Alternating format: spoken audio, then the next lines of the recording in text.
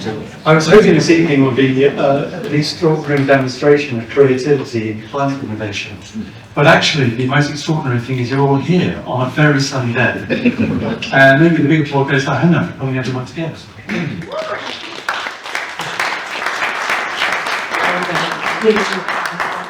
You're talking to an empty room, so brilliant. Thank you all. This is the Insurtech Gateway Climate Evening, where we celebrate brilliant founders, committed teams, you, investors, enablers, and people who come to us and challenge us every day. So we hope that you all feel welcome and have a voice today, and that there's plenty of time for you to come up and talk to everybody. That's the idea for this evening. I wanted to begin with a simple idea. That insurance isn't just about managing risk. I had come from insurance 6-7 years ago, sorry, Rob reminded me 8 years ago this morning. that I had no passion or interest in insurance, but we understood when we first started that this was going to be something to enable the regeneration of industries and sectors. That insurance was going to be a very powerful lever, and that there was this kind of what-if conversation at the beginning that we have continued and we really want to continue today, which is what if insurance could incentivize healthier system design? What if it could fund proactive protection? What if it could reward climate positive action?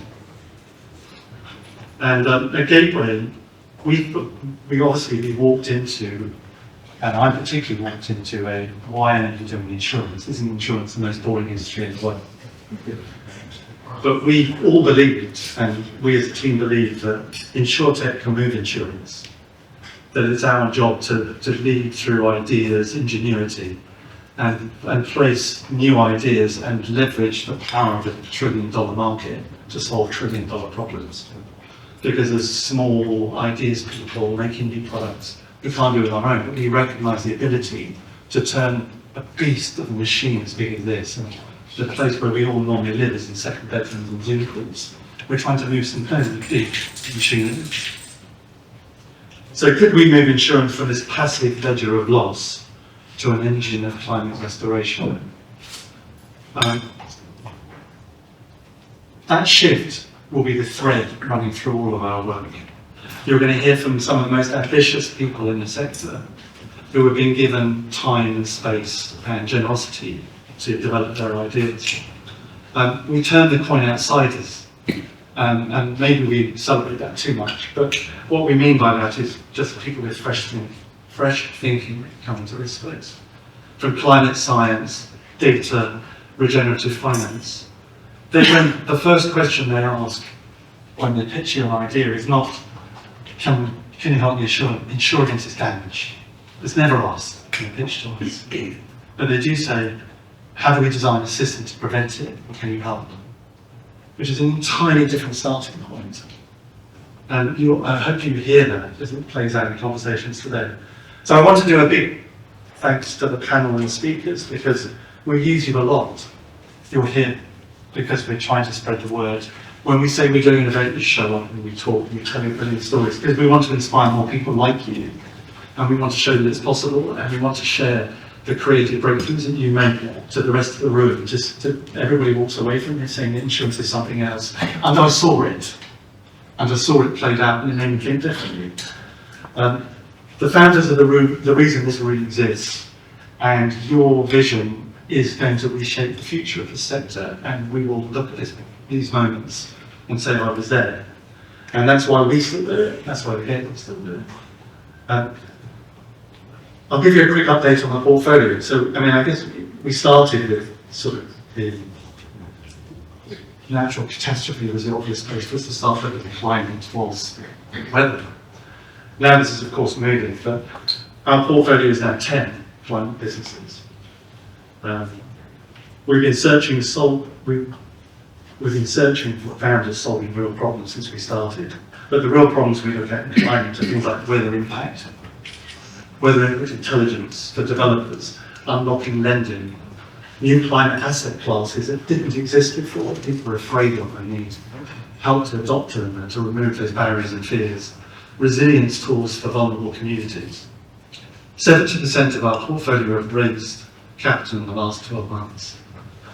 And they're not really companies, actually. I mean, maybe you disagree with me, but I really see them as systems interventions.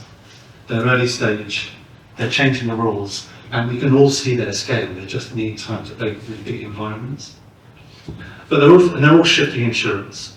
We don't say payouts, we say prevention. We don't say reacting, we say rebuilding. We've recently welcomed New Wave. Is that official? Am I allowed to say that? No. I think it's great news in the insurance.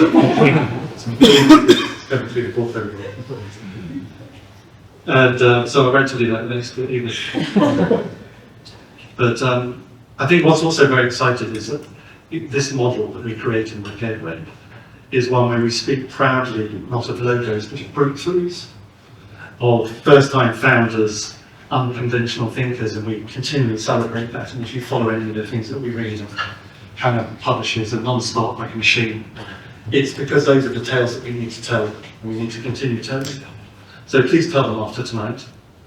Progress like this doesn't happen in isolation, and this is progress.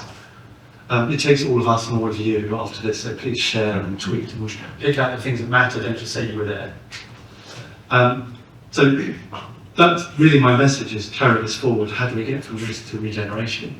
How do we shape the walls?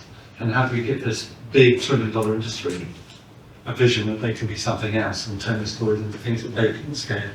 And this is a combination of unconventional thinkers, system interventions, the reframing of insurance, and a supportive community like yourselves.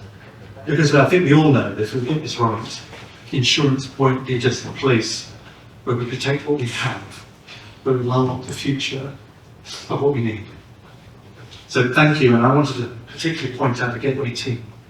Richard, that you're going to meet in a minute on the panel, just here, his hand. Dom and Maria, are you here? There's Dom in the middle, maybe Maria at the back. As ever, keeping a watchful eye. And Rollins, where's Robin? So there's Robin. So please make sure you, if you haven't met us before, you take this opportunity to find us while they're here. We're going to have a panel of some of these great founders, so this is where the real interesting stuff's going to happen. Richard, they're all sitting in the front row. But Anna Raposo is going to join me very briefly. We're going to do a very a quick Q&A. Please.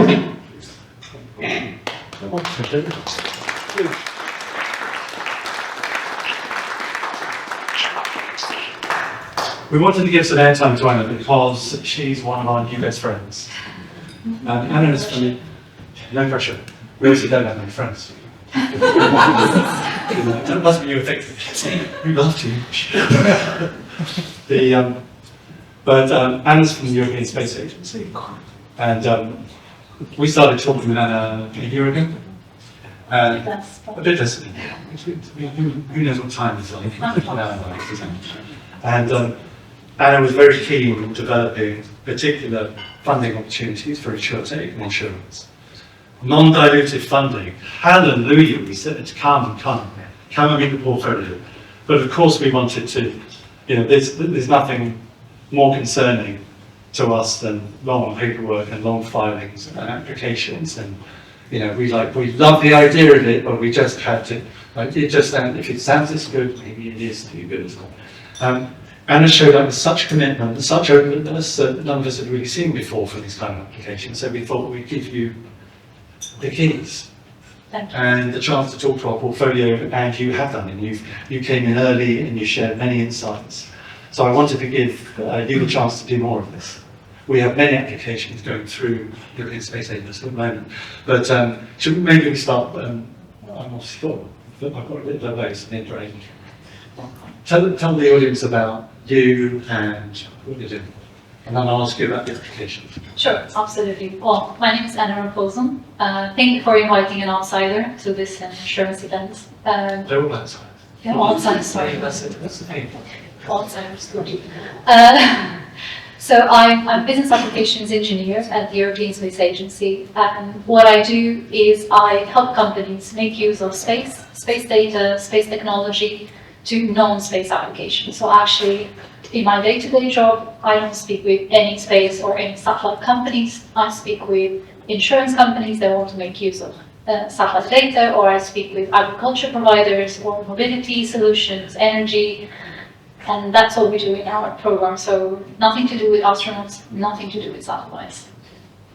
So for those in the room, the outreach, the application process, there are two parts to it. You could just give a quick headline. Sure. So everybody can follow up later, and we'll give links to ours. Yeah, very briefly, we support different stages of maturity. Whether you are trying to prove your business case, in which case we support something what we call a kickstart, 75,000 euros, where you can prove that, okay, is there a business to the concept that you are doing, and that has a application throughout the year, different deadlines, the usual opening closing time. Otherwise, you can always come to us with your idea. You select the scope of work, you tell us this is how much it's going to cost, this is how much it's going to last, and we can do like 50%. And it works on a direct conversation. So you come to us anytime, there's no deadlines. Please, can we have 5 million euros, please? Yes, that would be fine. Sure, let's discuss in more detail. Yeah, we need a bit more details about that. Let's have a chat. We'll come to that in a moment. Sure. Very good. So you had your first kickstart sort of springtime, didn't you? Yes. And we've now got a few open applications going through too. Yeah, so we just closed a Kickstart for insurance technology. So this 75,000 level of funding that I told you about, we're going to be announcing the contract soon. They're in preparation. But our call, the one that is always open, accepts any scope, any topic. So not just insurance, any other topic. And non-diluted funding. Maybe we should celebrate that a little bit more for those in the room that haven't. But there are a few people nodding, and this is a world of high dilution, 5 rounds, and everybody's concerned about at the moment. How do you describe non-diluted funding to this? And what, it's not a grant, it's not a thing. How do you define this? Well, Don't use the word grant, basically, it was day one, wasn't it? Yes, because it's not a traditional grant. But okay, maybe in the end you'll say, oh, it's more or less a grant. Anyway, I'll try to give more details. Non-dilutive because first we're an agency, so we're interested in promoting the use of space. We want the return. Space. You have quite a broad definition of space. Broad definition of space. Yeah, I was going into more detail maybe in the future, but that's fine. I as I said, it can be space data. Just the fact that you use space data, just any other inputs. I mean, if you work in insurance, I'm sure you have quite a number of sources of data that you include, so satellite data is just any other input that would qualify as use of space. But it can also be if you have assets in remote locations and you need to transfer information and you don't have access to terrestrial networks, you can use satellite communication, or you can be tracking assets with satellite navigation. We would also consider that space. So it can be any of these 3 options. And going back to the non-diluted, as I was saying, we are an agency, we're interested in promoting the use of space data, space technology, and we want to encourage economic growth of the companies that we support. Ultimately, that will result in the economic growth of the countries that are members of the agency. So that's our interest. So we have no stake in the companies we support, we just want companies to be successful. Very good. So you can see our enthusiasm and our desire just to work through a couple of applications together so that we can share this more broadly. It's all about getting the application right. Are there any obvious early insights of applicants so far that, sort of silly things that people do or some silly expectations that we can help just get people in the zone? Yeah, sure. One thing that we see a lot is that people focus on the technology. So they focus on the solution, but it doesn't really solve anyone's problem. Or they come to us and they say, I want to improve my technology and have 3% better accuracy. But who needs that? Why? So this type of focus on the technology, on the solution, is something that we find it's a common mistake that people come to us, especially if they come from a more sciencey, techy background. I would say this is quite a common mistake. And I remember you saying something in an application we're allowed to talk about where you also needed to understand that the business could sustain itself if the funding didn't come, so that you didn't have this enormous political challenge. Yes, so we also want to see that company, well, depending on where you are in the developing the business case or something more mature where you already want to trial, because obviously if you're just starting, maybe the funding is, it's not like we're assessing the business case existing. Sometimes you see the potential, because if you're just a startup, for instance, you might not have the same funding capabilities.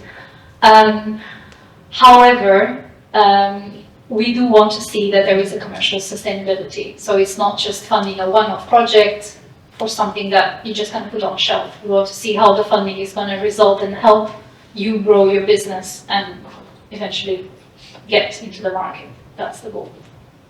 Very good. Anna's going to be here for the next couple of hours, so if you, do you have any ideas? Do you have any asks for the audience? Is there anything I've missed? No, I think that's it. I mean, if you have any ideas, if you would like to discuss, I would like to say, don't wait. Yes, we issue calls from time to time, but we're always happy to have a chat with people that have an idea and see how we can help. Might be, different ways of helping you or putting you in the right place in the agency. So yeah, come and have a chat. Come and have a chat. Question for anyone? I have a question. I wasn't expecting that. A microphone. I can Or you read it? project. I was just curious, if you're talking about 75,000, and then Stephen, you made a joke around 5 million. I'm just curious if you have a max. It's not a joke. That's why she got lost.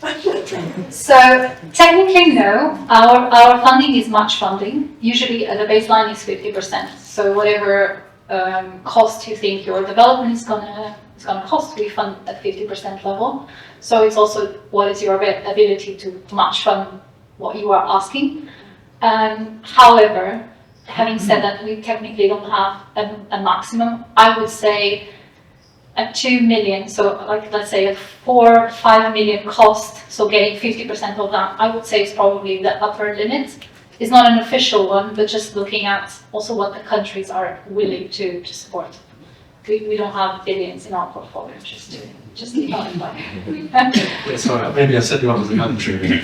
Yeah, it's a bit limited, but it's significant to all the portfolio companies in this room. yeah, no, it's just making a joke on it. Well, which is also, but at the same time, it's true. Well, it's not, but on that note, Richard is about to lead a panel straight after me. Are you ready, Richard? Brittian Chapter, Chief Executive Gateway. Up you come.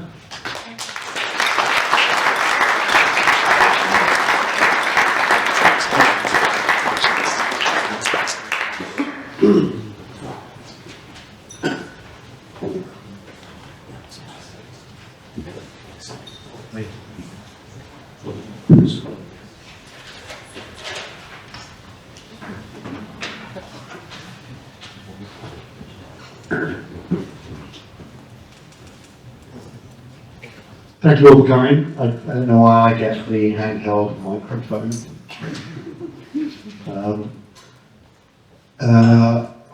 First of all, you're probably familiar, many of you are familiar with me. My name is Brittian Chapter. I'm an insurance guy by background. I did 30 years in insurance. I joined in 1985, I think. 7 years after they elected the first woman into Lloyd's. So I'm very pleased to be joined today by a panel made up exclusively of women. So that does show that there is evidence of progress in the market, so there seems at any one time, over time, there is definitely a lot of progress. So we will have time for questions at the end, I hope, so please do think of any questions you've got for the panel, and we'll leave 5 or 10 minutes at the end of those.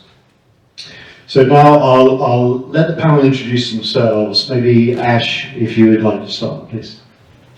Hi everyone, I'm Ashima Gupta, co-founder and CEO of Renew Risk. After new risk, we provide risk modeling and analytic solutions for renewable energy assets like offshore wind farms and solar farms. So thank you so much for having me. Hi, I'm Steph Hendries from Provisico.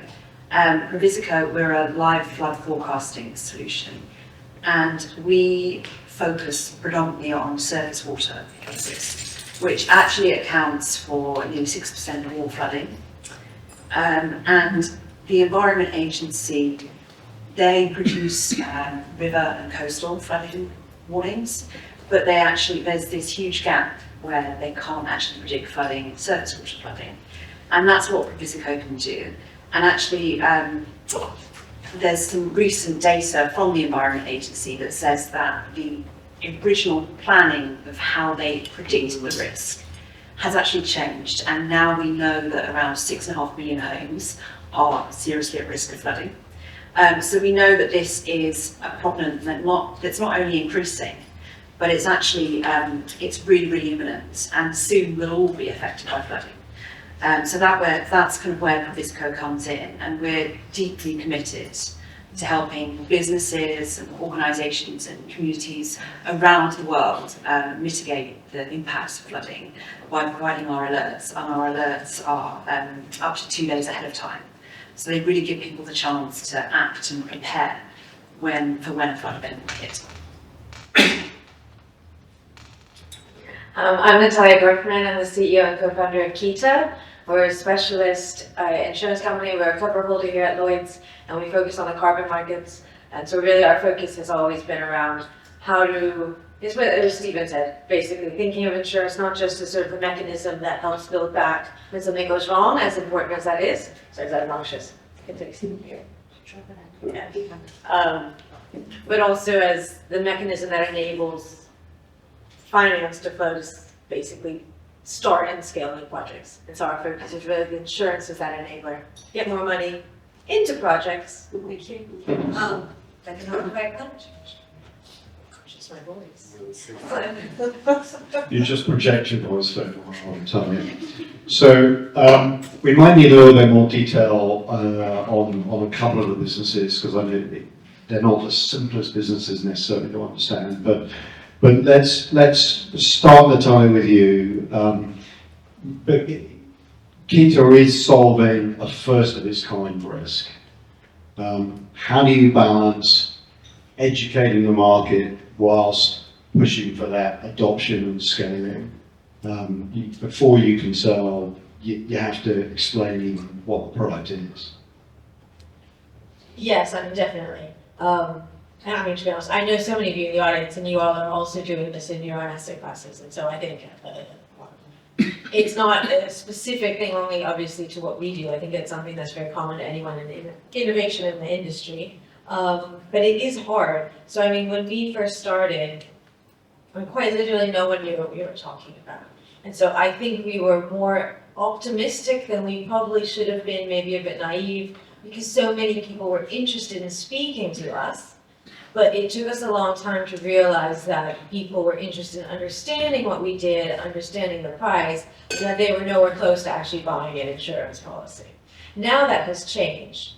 But I think what we recognized is, one, that if you don't spend the time to educate our market, you're never going to get to the point of finding a policy. And the education of the market, particularly in the carbon markets, which is what we know, was one, like, what is insurance and how have you utilized the types of insurance that we model off as how to apply to carbon, right? That's fair.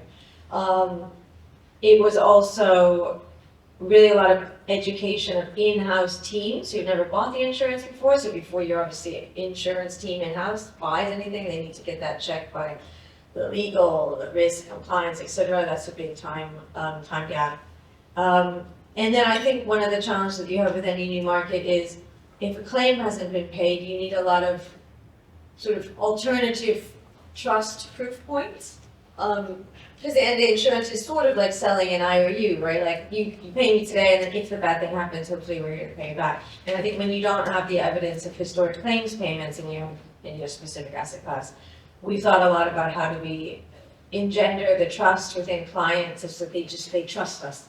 If they don't trust us with you now, we can't just say, trust me, you have to actually act in a way that enables them to trust you over time. So we talk a lot about that within our team. But I think it just, at the end of the day, is a lot of work, and I think we were helped by the fact that it is also, we see it more as our purpose and why we started the business. It is to educate and to feel like insurance is essential to scaling finance. And so if we don't talk about it, if we don't understand what people want, then we're not actually doing the thing that we started the business to do. So I just think of it as part of it. I will say, fortunately, it's getting a lot easier now, and we now know brokers, obviously, in this room are engaging with their clients on this. So now we're not the only ones doing it, and that's made it a lot easier. It's bringing the market along. Right. So Ashima, renewal risk is similarly dealing with a new risk, right, the offshore renewable industry. How do you navigate the longer sort of enterprise cycles as you shift into scaling your revenue? Yeah, enterprise sales cycles are long, and it requires a mix of understanding the needs of our clients, building a strong relationship with them, understanding the price point, their pain points, and lot of strategy and a lot of patience. So when we are engaging with the clients, we try to understand who is it that we want to reach out to, where they are on their journey at the moment, what their growth plans are, what their pain points are, building that trust, and partly where what Natalia said in terms of educating the market is also a combination of that. So it's about then try to identify if any of the clients want to be like early adopters, we bring them on board, we engage deeply with them, they help us in co-development of our product, and that enables to get market validation. It helps in brand association, which brings us client traction for new clients. And if they are not keen on being an early adopter, because not everyone is, then we sort of tend to offer like a proof of concept. And if that's successful, then we move to an annual licensing model. So the strategy is a lot about land and expand. So there's a sweet point where you can enter with these large insurance companies, and then you upsell and cross-sell. So we aim to get like multi-year contracts, six-figure contracts. So there's a natural cycle that needs to go through internal budget approval. But once we are past that, then we have to run the process, the whole process in a very disciplined manner. So when it's getting to procurement and IT, just making sure that you're on top of it and following up. The ultimate goal is to build a strong, trusted partnership. So, okay. Yeah. And then, Seth, your Brittian has sort of achieved, you're building your scale through those major partnerships. So I think Zurich Municipal particularly, perhaps you could illuminate a little bit on the marketing of those partnerships. Yes, so yes, we have built strong partnerships. Obviously, in the insurance space, we work with Zurich Municipal, we work with Liberty, we work with Marsh, and they all have slightly different ways in which we're working with them to really leverage that partnership. So the amazing thing about working with Zurich Municipal is that they've effectively bought our solution to sell it to give it to their clients, actually, because their clients are housing associations and local authorities. So not only are we kind of building the trust and the value by having those relationships with insurers, but actually what we're then doing with the insured parties is that we're being able to see like real world impact and the human element of what we're doing. And I think that's really, really important from a marketing perspective, because we're able to then, we've got high profile case studies, and we've got loads of things that we can actually say that make something that is quite complicated quite simple. Because if we are able to, I was speaking to a housing association last week who have an area in quite a challenging portfolio of properties and a specific site that is problematic, and that site has got vulnerable people in it. And in order to, if they knew that they were having a flood event because they had this load, And so it meant that they were able to act very quickly. Their response teams were able to act, and it meant no one was displaced. They didn't have to put people in temporary accommodation. It was a really great human interest story.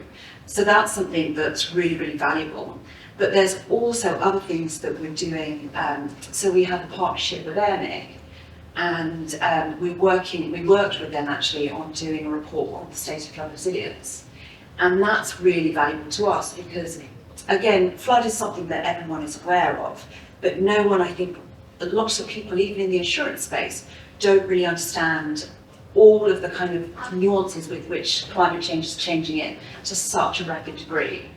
And I think that what we were able to do with the State of Flood Resilience report was really kind of hold the mirror up and say, this is where people's attitudes are, and this is how confident people are, and this is what they think about climate change. And it kind of showed that there was a lot more that we can do. And that's sort of a really great kind of thought leadership angle as well. So that was really valuable to us. Thank you. Thank you. Ashima, similarly to staff, you have customers, or you could have customers potentially outside of the insurance sector, so the finances, the developers. I think probably the same will be true of Peter. But you've chosen at the moment to sell, in the first instance at least, to the insurance industry. You know, how did you come about that decision? And do you see yourself moving into the other sectors in due course? What's the plan? So insurance was a natural starting point for us for a number of reasons. One, there was a clear market demand. A lot of these renewable energy assets, offshore wind farms and solar farms, were being built in new regions with new technological advancements and regions that are prone to natural disasters like earthquakes and hurricanes. So in the US and Asia. And there was a clear need for robust risk models that would allow underwriters and insurance companies to assess risk for these billion-dollar assets. So that's one reason. Secondly, insurance is pivotal for lending. So lending for these billion-dollar assets doesn't go out if robust insurance is not in place. And the third reason we started insurance was there were no direct competitors at that point. So it's always been like a phased approach. That's where we sort of started with. But yes, the broader vision is to provide products and expand into developers, asset owners, and for financial institutions. But where we are on our journey at the moment is we need to de-risk one product line and then expand into others. Otherwise, we'll be stretching ourselves too thin. So yes, definitely there's plans to expand. Natalia, you're building something that's very novel in a equally novel nascent sector. So what are the biggest hurdles in moving from sort of innovation to commercialization? I mean, it's probably to some extent similar to what I said earlier. I think there's a tipping point in education that goes from a kind of, what is it? I'm interested in understanding more, that then flips to, oh, I need it. And so that's why a lot of our focus has been on the education to emphasize that point. And I think, that in and of itself is a long sort of story, and anyone who follows the carbon markets will know that over the last number of years there's also been a crash in the carbon markets. So we've seen it as a large part of our role, not just to talk about the role of insurance, but really to talk about the role of insurance in unlocking finance, because if you don't unlock finance, there's nothing to insure, right? And these projects don't get off the ground, which is problematic in and of itself. And so the education has very much gone in, and education is sort of linked to the innovation. But we feel like now we're hitting that tipping point where you're getting larger financial institutions, you're getting large asset managers, or large traders. The people in the insurance industry you might sort of term like insurance buyers, people who literally will not do these types of investments without insurance. They're now coming in to finance the projects. And so that has then tipped it quite nicely into commercialization. We've been in commercialization already, but we're now seeing a much more increased flood of inquiries that are serious. And so again, when we started, we used to see contracts where we say that contract's not insurable, that contract is like a handshake on a page. That is not a problem anymore. The industry has gotten a lot more sophisticated. I do think it's not just us, obviously, but there's a lot of people who are focused on education, because the education across all of these different streams is essential to get the investments at the stage where banks can engage in the first place, where insurance companies can engage. We have strong legal advice all the time. So I think honestly, it is a lot of really hard, slog education. And it takes a long time, but that is the only way to do it.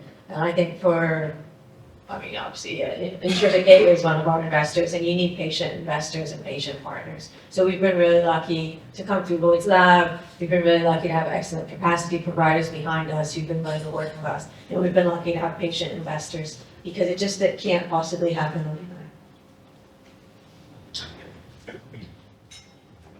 Stephanie, you kind of touched on the messaging with your technical, I think you call it your technical report or perhaps you could expand on that a little bit, that how you explain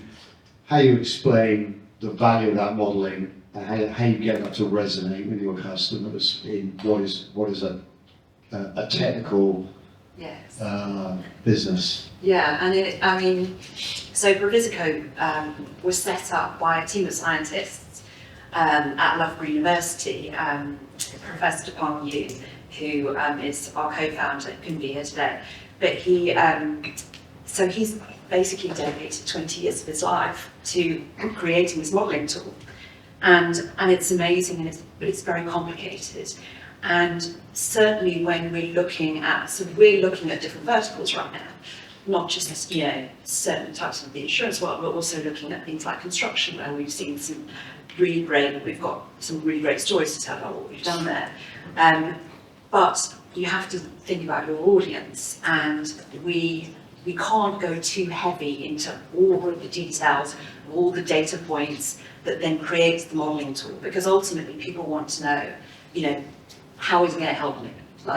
So we tend to start with the problem first, start with that pain point, like in our messaging, or whether it's from a sort of sales perspective, we're starting with the problem first, and then using a way, whether if it's in a sales environment or if it's in a marketing environment, it's we're there to help you. So it's either consultative, but it's very much about then starting to talk about the product. And as our product develops and we're constantly innovating it, there will be even more complexity to it and more things to explain. So we try not to get too heavy into that. But obviously we are a team of scientists, so sometimes that can be challenging because they want to add in more detail and I kind of want to take it out because I think I want to make it digestible. And I think that's really important, particularly when you're dealing with the insured parties, when you're dealing with a sort of new vertical. As I said, construction is one, where you really need to make the messaging very clear and very, very simple, but without dumbing it down, because what we are doing is very unique and our USP is very unique.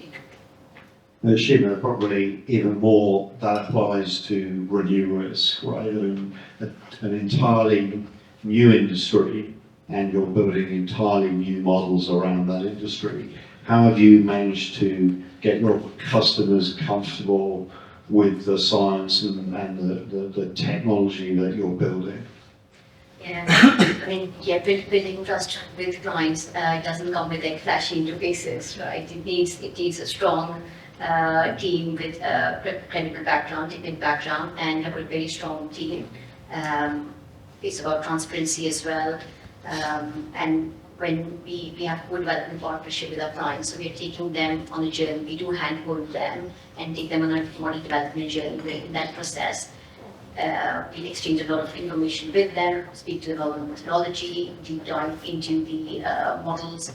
In return, they provide a lot of feedback, and that sort of helps in building that relationship.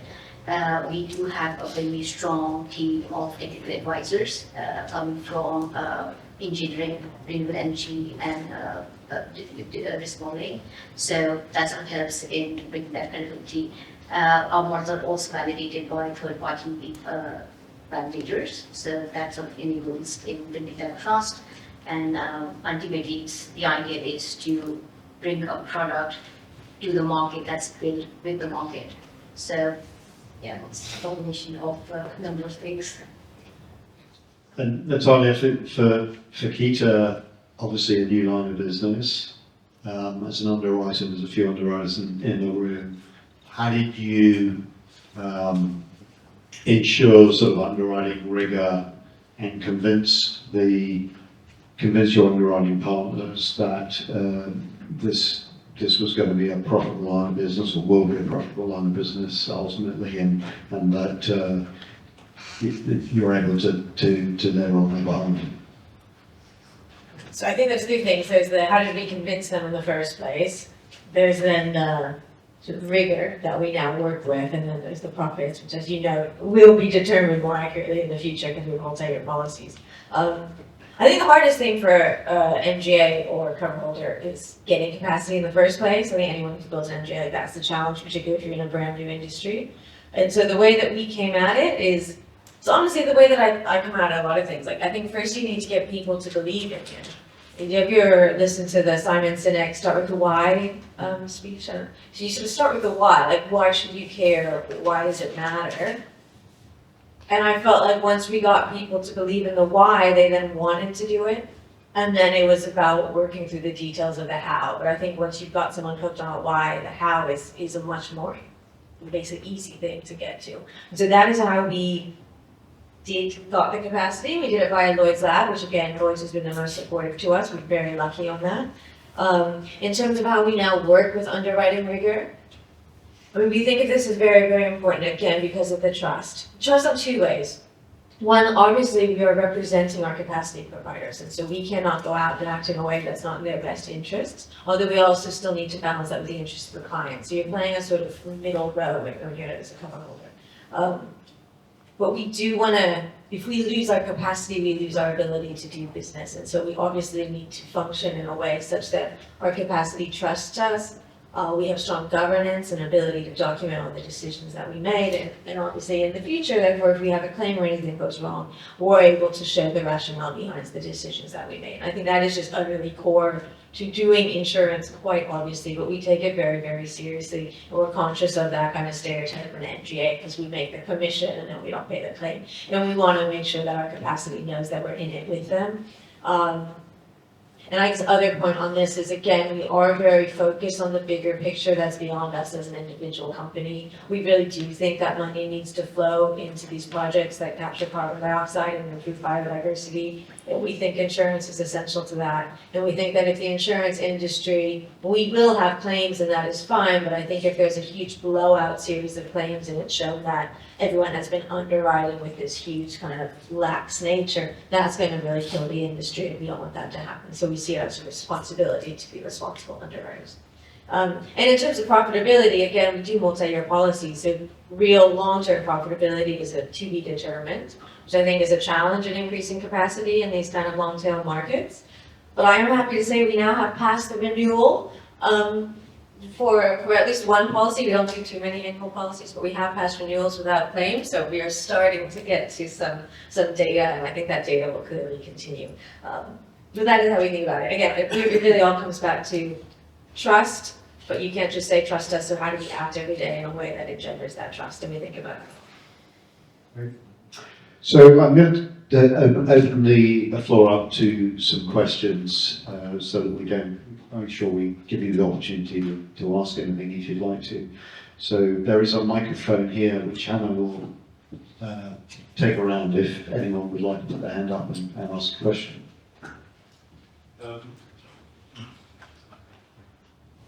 Thank you very much, very interesting stuff. So Natalia, particularly, you talked a couple of times about proof points and alternative proof points early in the process, before claims history comes in, before you've got a track record. I was hoping you might be able to share some things that have worked for you in that direction, and perhaps some things that have not worked for you, because it's sometimes not obvious. I'm sorry. I guess, to be fair, I don't actually remember when I said the term proof point. So if I don't answer well, let me know. I guess there's proof points with clients and sort of getting client traction and getting deals in the middle, and then there's proof points with getting your capacity. I think in that way, obviously we don't have the long-term sort of loss data.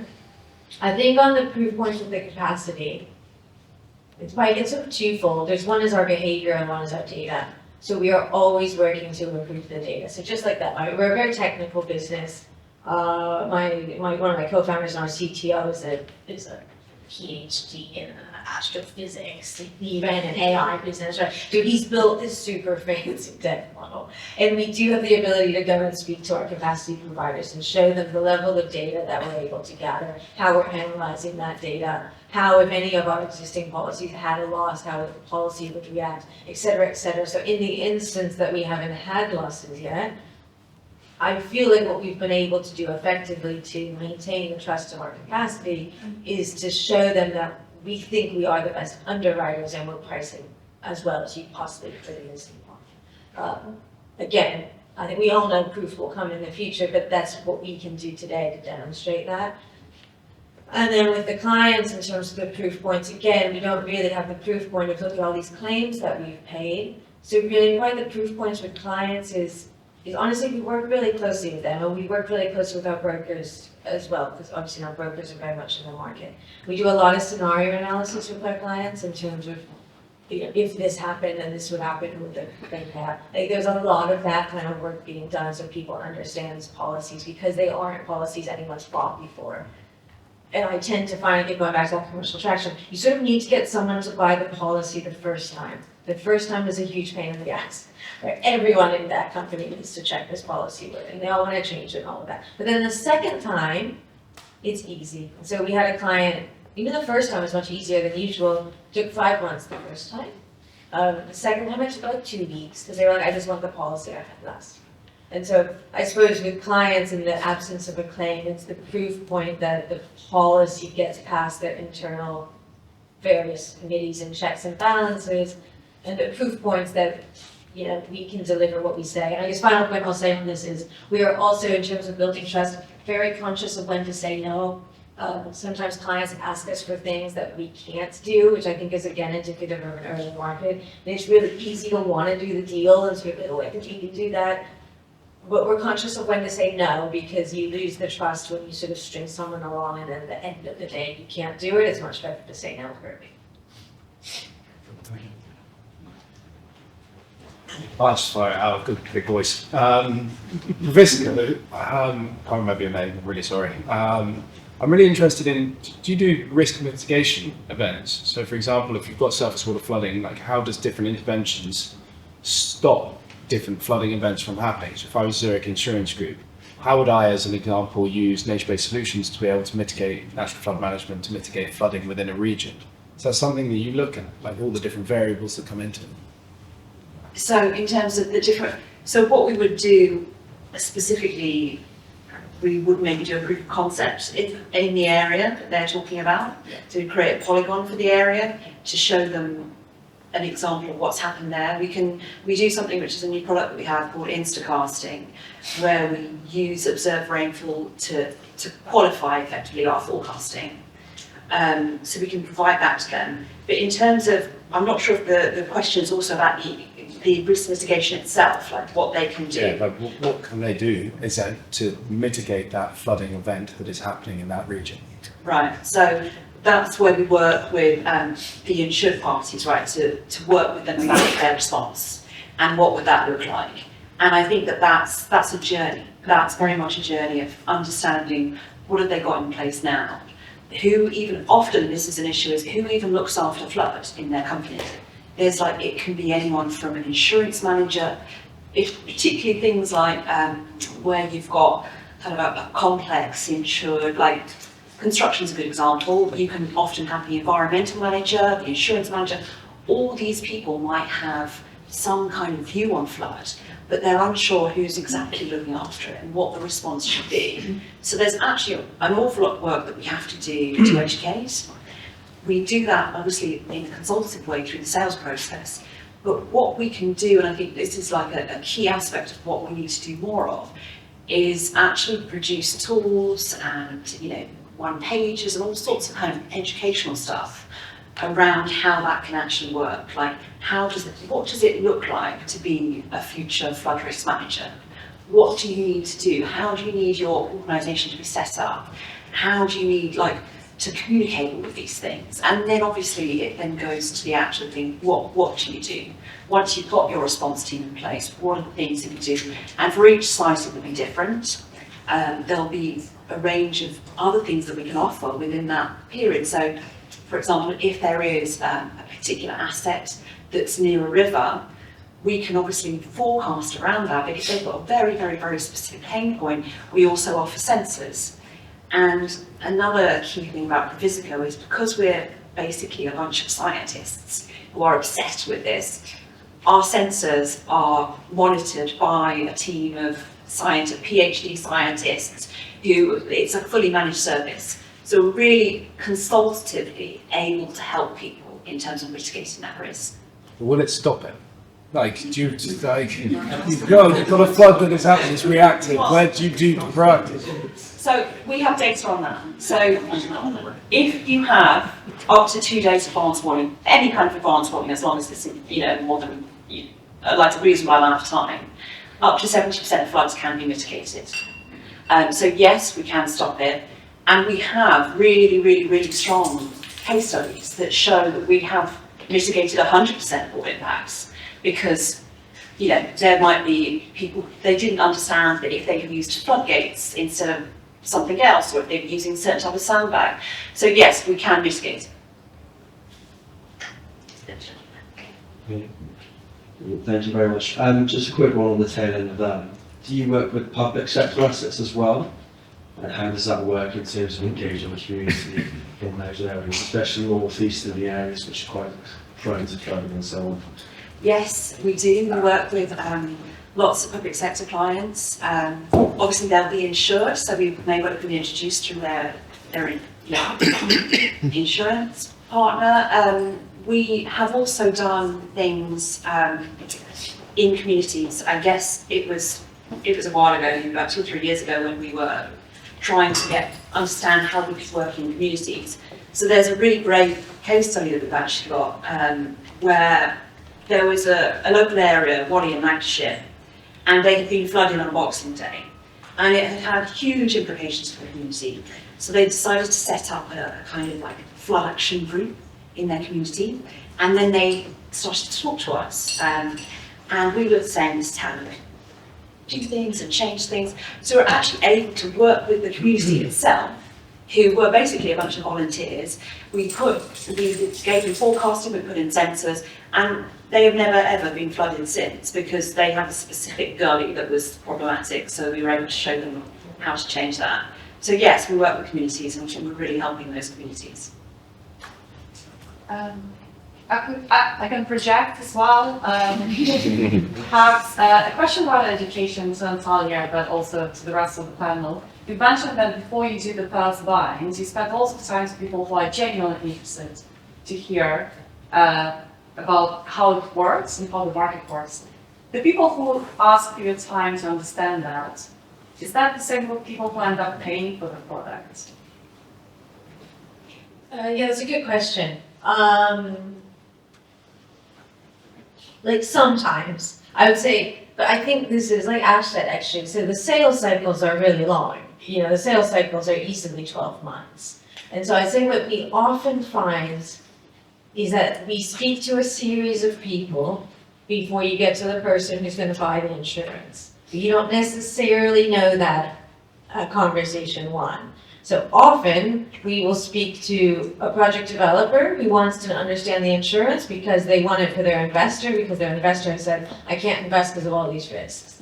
So if you know then that person's probably not going to buy the insurance, but that's a great introduction to, and that's how we get a lot of our pipeline. Sometimes you speak to the end client, but you're speaking to the trading team or the deal team. And it might not be obvious that they're not going to be the buyers, but you'll get to a stage and then it's going to go either to their broker or to their in-house insurance buyer, what have you. So because it's a new market, and I think because the buying behaviors aren't established, everyone's slightly doing it in their own way. And so thus it can be hard to assess when you're speaking to someone just for sort of interest versus really interested buying. But I think now, honestly, most of the deals are coming to us as Like when we first started, people were just sort of a general conversation. Now people are coming to us with, I have this deal, these are the terms, this is the cover I'm looking for. So we can tell now, I think we've really turned that corner in terms of that education. But it is tricky, I would say, it's mission. Yeah, I mean, just to add to that, yes, similar sometimes. And what we try to do is when we are approaching clients, we try to identify the group of people, right? And the ones that we are educating, ultimately they do have a say in terms of, yes, they have to be convinced that the product can offer and bring value to them.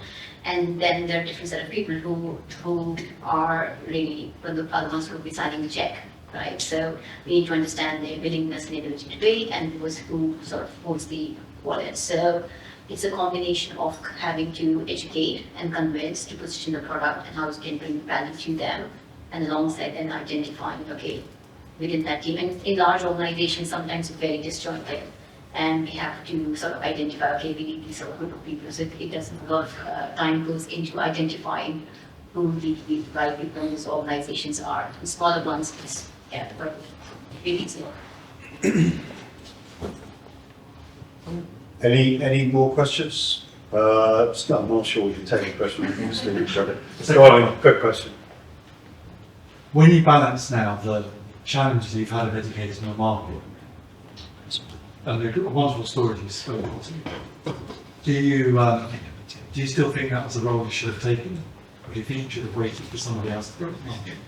Do you feel that being first is key for a start? No, I mean, not at all. I don't feel like being first is key. It's probably much easier to not be first, to be honest. In terms of doing a business, it's much easier to not be first. I think it wasn't that we wanted to be first. I think it was more that, again, going back, we personally, we did it not to become the billionaires. We did it because we really do believe that it's an essential thing to be done. I used to work at Clyde & Co. We worked with insurance clients. It's very hard for a large insurance company to break ground on a new space. It's very, very hard. You sort of need someone else to do it, and if no one's doing it, then it's not going to happen. And so from our perspective, it wasn't that we thought being first was going to get us a huge market advantage. It was just no one is doing this, and it's an essential area where finance needs to flow, and it's not going to flow there without insurance, so let's go and do that. And thus we've seen it as an aspect of our responsibility to really help the market so that more people can enter it. Because obviously, as we all know, you call it an insurance market for a reason. If you just have a couple of insurance companies, you're not really able to do that much. So no, from the perspective of profitability, it is probably a lot easier to not be first. But if there is a market gap that you believe in, then I think it feels more empowering to just go and do it and not worry about if you're first or second. I think for us, I think that was super important. Being first was, we had that early mover advantage. And I think keeping that is very, like, if we have identified a market, if there are no direct competitors today, if you have identified it, there might be tomorrow. So I think being first has its advantages, but I think the more important bit is keeping that early mover advantage. So it's, move rapidly, move fast. Yeah, I mean, I would echo that. So I've actually come from the prop tech world, and I worked at Zoopla for a while, and we were always second with everything. We were the challenger, and we did everything first, and we loved that. So we could do fun, be the challenger brand. So I don't think there's any advantage in being first, but I think that it kind of speaks to both your points, which is that our team of scientists were doing this incredible work, and they really believed in this idea that we can change things. But there's this huge gap with what's currently out there in terms of data flooding. And so it just so happens that we were the only ones that were doing surface water. And to your original point around education, I think we're only just scratching the surface. There's so much more that we can do to educate people around flood risk, around how to deal with flood risk, around how to set it up with businesses, all sorts of bits of education we need to do. Great. Well, I got one quick question. Richard, this is a question for you rather than the panel. Okay. Is that okay? I work with a venture called Advanced Advisory. We're looking to do some fundraising at the moment. How good are you at picking them? What's your TV PI or total value divided by paid in capital for the portfolio that you've got since you've been managing it?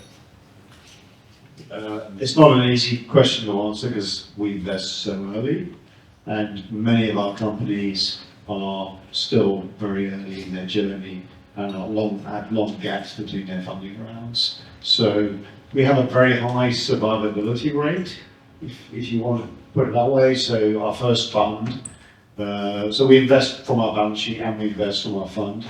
Our fund invests a little bit later than from our balance sheet. But our first fund still has over 50% of the companies are still trading, and we have a number of companies in Series B. So we have, by our benchmark, we're doing very well, and we're very happy with it. Our investors are very happy with the returns so far, and I like to think that to further on Natalia was saying about doing it for the reasons that it's something that's worthwhile doing, as much as making the money. I kind of feel that as well, right? There are some things that hopefully we can make money by doing good, and so that's kind of also part of the objective for us as well. Sounds honourable, thanks. So we have an opportunity for a bit more networking now, and I don't want to keep you from that much longer. So perhaps a round of applause for the